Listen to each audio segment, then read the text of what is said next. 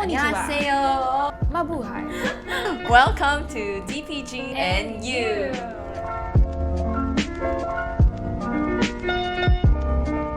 We came up with a title for this episode. We call it Finance in Romance.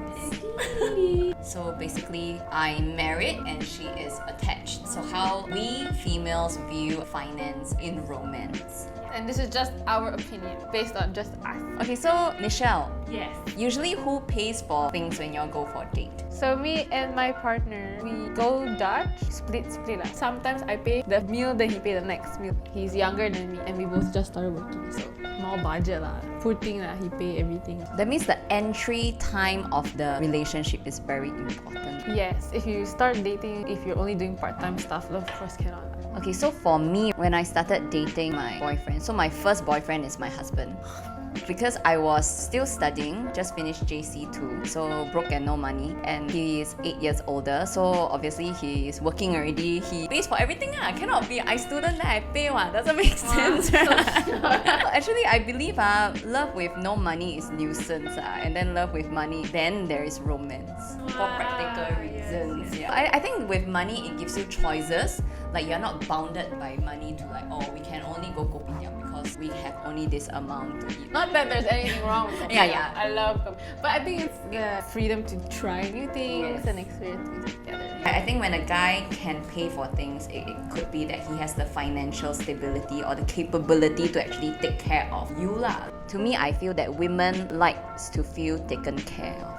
Not that we don't earn our own money or anything like that, but it's like when I need him, I know he's able to hold the fort. But if you're like me, we started out like, you have to be adjustable. Next, we're gonna talk about wedding. You had a wedding, any budgeting advice? I feel that the wedding, the banquet is really for show. It's something that my mom wanted. I hope she doesn't watch this. But I didn't want it lah because I didn't feel it was necessary to invite a lot of people. To me, most important is the event is a very personal thing, not so much about the money. So if I can turn back time, I will not bust a lot of money on banquet. I will save it. That makes sense. If it's just about you two, you don't want to start out your marriage in debt. Yeah, correct. I think financial planning is very important. Michelle, Yes. would you rather have a ring or a Rolex? Because now I see a lot of trend. People are moving away from rings. Ideally, I think because of the long-term value of a watch, better than a ring also. Which one would you get? I have the rings, but after having the ring, now that I've grown up, I realize a Rolex would be better.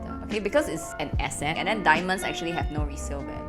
And for me and my husband, actually, for the longest time after we got married, we never wore the rings at all. So it's just like kept aside. So you don't need a ring to hold your promise together lah, basically. I realize a lot of people, they save up based on the event. Oh, my wedding is coming, then I start to do something, I start to save something. I need to get a house, then I start saving up for the reno or whatever. Actually, it shouldn't be that way. Then you are actually few years back. You can plan ahead, that is genius. So you can find a guy who plans ahead.